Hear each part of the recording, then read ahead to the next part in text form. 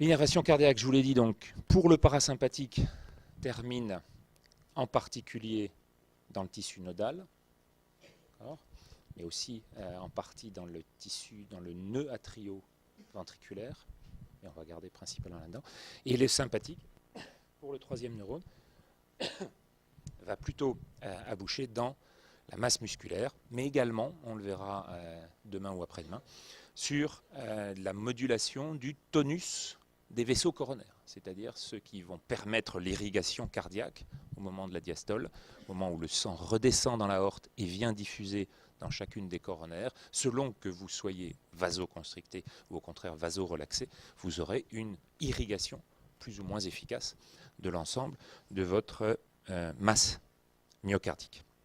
Les modulations du parasympathique sont adaptées de façon beaucoup plus rapide, en particulier par la boucle que vous avez vue, directe, sur le nœud sinusal notamment, alors que le dialogue par le biais du sympathique est sur des échelles de temps qui sont de 2 à 3 ordres de grandeur plus grands, de l'ordre de la seconde, et donc des adaptations qui vont moduler de façon différente l'intervalle intercycle, le RR, l'espace qu'il y a entre chacune des dépolarisations générales, et avec des fonctions qui sont dépendantes de ces interactions entre les cycles. Vous vous souvenez l'année dernière, le cours sur lequel je vous montrais ces interactions de cycle à cycle. Ça fait partie des effets qu'on va pouvoir mesurer dans ce domaine. Et si on en regarde l'un des effets simples, effet chronotrope, positif ou négatif, on va regarder maintenant, que fait finalement un inhibiteur du parasympathique. Si vous mettez de l'atropine, quel va être l'effet sur la fréquence cardiaque? Ok, il y en a quelques-uns qui sont passés par les urgences. Donc mettre de l'atropine, ça veut dire augmenter la fréquence cardiaque. Si vous mettez maintenant non pas un bêta plus, qu'on a vu tout à l'heure, mais un bêta moins, un bêta bloquant, utiliser un bêta bloquant, ça va jouer sur une diminution de la fréquence cardiaque. D'accord? Si vous mettez du propranolol, vous aurez à ce moment-là une diminution de la fréquence. Vous voyez bien que vous ne revenez pas au niveau de base. D'accord? Pour quelle raison? Parce qu'au repos, la prédominance va au système parasympathique.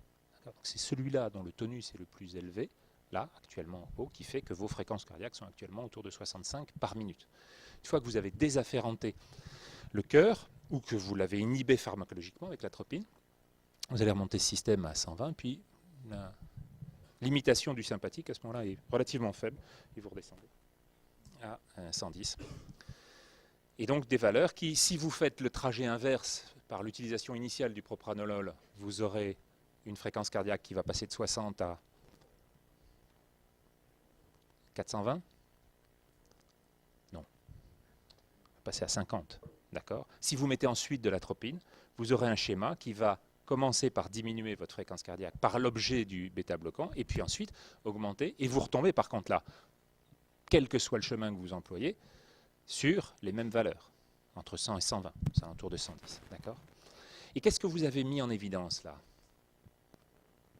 Vous avez mis en évidence un système contrôlé dont vous avez finalement supprimé les deux principales voies de contrôle, sympathique et parasympathique.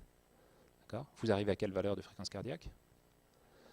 La valeur de fréquence cardiaque de repos du cœur, une fois qu'il est sorti de ces systèmes de contrôle de l'ensemble sympathique-parasympathique. Donc un cœur isolé, si vous prenez un cœur isolé perfusé, vous allez vous retrouver dans une situation dans laquelle spontanément, sa valeur cardiaque pour un cœur humain est aux alentours de 100-120, aux alentours de 110. D'accord? Dans quelle situation, non pas courante, mais régulière, vous allez vous retrouver avec ce type précis de situation? D'accord? Lorsque vous avez coupé un cœur, vous l'avez désafférenté, vous l'avez sorti, réparer les vivants, c'est ça, sortir un cœur de la cage thoracique, aller le poser dans une autre, ça veut dire qu'au moment où vous le posez et que vous en finalement recousez les vaisseaux, vous n'avez pas de capacité à mettre en contact direct l'ensemble des fibres parasympathiques précédente avec les suivantes. Ça va prendre du temps à repousser, ça repoussera jamais complètement. Il y aura une influence qui restera à la médullo surrénale, donc au système général et au système hormonal, mais l'influence parasympathique et sympathique, elle ne va pas être évidente du tout pendant les premières semaines. Donc votre patient transplanté, tout récemment transplanté, se retrouve dans une situation dans laquelle son cœur va battre à 110, entre 100 et 120 globalement, normalement. C'est ça l'effet qu'on a mis en évidence ici. Un cœur désafférenté, dénervé, un cœur transplanté va avoir une fréquence cardiaque très largement supérieure, qui est sa fréquence spontanée, sa fréquence propre. Et puis on va terminer pour les 5 dernières minutes pour voir ces écarts de hiérarchie justement et vous donner là cette fois-ci un petit angle un peu plus large encore sur ce que sont ces contrôles généraux et ce qu'on doit comprendre, pourquoi je vous mets des petites échelles entre l'échelle moléculaire, cellulaire, d'organes, d'individus et d'espèces. C'est pour quelques raisons dont vous avez peut-être entendu Jean-Claude Amessen parler le samedi matin, maintenant le dimanche matin, sur France Inter, en particulier autour de ce que sont les échelles et les dialogues qu'il y a entre ces différentes étapes. D'accord ? Là, ici, si on descend plus bas encore à l'échelle des particules, si on remonte au-dessus, on va avoir des ordres de grandeur qui se font à peu près sur 70 niveaux. Donc 10 puissance 70. Vous allez d'une particule d'un quark jusqu'à ce qu'on connaît de l'Aniakea, le super amas galactique dans lequel se trouve notre galaxie. On est sur des valeurs qui sont à peu près de 70 ordres de grandeur. Mais vous avez à chaque niveau, et le parasympathique et le sympathique qu'on vient de voir en sont un exemple, vous avez à chaque niveau des interactions qui vont se faire et dont finalement les capacités d'interaction vont être extraordinairement nombreuses et vont se parler à tous les effets. Et de l'ensemble de ces échelles, on doit concevoir que cette partie sur laquelle joue l'évolution vont optimiser au fur et à mesure et choisir les systèmes les plus adaptés dans l'environnement du moment. Et cet effet va jouer sur l'ensemble des sélections qui vont aboutir à, finalement, choisir un groupe donné à partir d'éléments qui sont des éléments individuels. C'est les fonctions émergentes qu'on va faire apparaître, mais qui sont une situation dans laquelle vous n'aurez pas, contrairement à ce qu'on a vu le cours avec Stanislas juste avant, des effets qui vont sélectionner les gènes isolément. Mais c'est des effets qui vont sélectionner les interactions de gènes et en même temps l'efficacité physiologique auquel aboutissent ces gènes.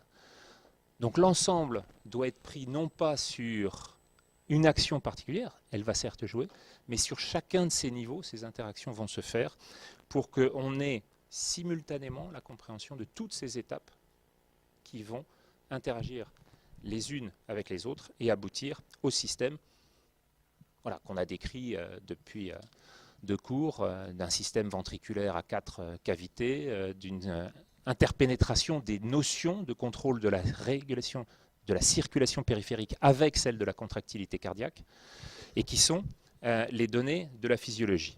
La deuxième qui vient derrière cette question qu'on a vue, c'est celle de sur combien de temps, sur quelles échelles de temps ça se passe. Et là, il y a 2-3 éléments que je vous donne juste à ce niveau, qui sont les relations qu'on a entre la masse, par exemple, cardiaque, et la masse totale de l'organisme. Ça, globalement, c'est assez simple à comprendre que les 500 litres qu'éjecte par chaque systole un cœur de baleine est forcément adapté à la distance que le sang de baleine doit parcourir à l'intérieur des tuyaux de baleine. Okay ? Mais vous avez, de façon plus intéressante encore, des relations qui sont toujours sur des échelles logarithmiques, des relations entre la fréquence cardiaque chez l'ensemble des mammifères et la masse du corps total. Cet effet-là va aboutir à ce que je vous disais sur le nombre, finalement, global, qu'on va trouver sur l'ensemble de la classe, entre des durées de vie qui vont jusqu'à 75-80 ans chez l'homme actuellement, 60 chez la baleine parfois, et qui seront de 2 ans chez le rat et un peu moins chez la souris, avec tout le temps le même nombre. Tout le temps le même nombre de cycles moyens dans une espèce, c'est-à-dire jusqu'à 2 milliards de battements au total. Voilà. Vous ne franchissez pas cette... Et vous voyez que cette relation est extraordinairement régularisée. Le seul qui a échappé un petit peu entre cette relation entre la fréquence cardiaque qui est élevée quand la durée de vie est courte et une fréquence cardiaque qui est basse quand la durée de vie est longue, finalement, c'est l'homme depuis 2 siècles. Depuis 10 générations seulement. C'est un effet dans lequel on est sorti, une régulation majeure dont on est sorti depuis peu. Et ces effets-là, il faut les comprendre sur ces lois dites d'échelle, qui sont représentées par ces droites sur des fonctions logarithmiques, ces lois de puissance ou d'autosimilarité, lorsque vous regardez les métabolismes, qui sont finalement les régulations les plus importantes. On n'a pas cessé de parler de relations entre les besoins et les apports. Et ces échelles-là, une fois de plus, vous les avez sur l'ensemble de la classe des mammifères, mais vous rajoutez à ça aussi quelques-uns des oiseaux que vous avez ici. Et vous voyez que le métabolisme de repos est logarithmiquement relié à la masse totale. Mais ce n'est pas seulement valable à l'échelle macroscopique, comme on l'a là, c'est aussi valable à l'échelle microscopique et avec les mêmes valeurs, c'est-à-dire cette puissance, loi de puissance, ça veut dire que le métabolisme de base, basal metabolic rate, est une fonction de la masse à la puissance 3/4. Si vous regardez à l'échelle microscopique, au niveau des cellules, bactéries, d'une cellule de mammifère, d'une mitochondrie, qui est une ancienne cellule absorbée par les eucaryotes, et même d'une enzyme respiratoire, vous voyez que la loi persiste.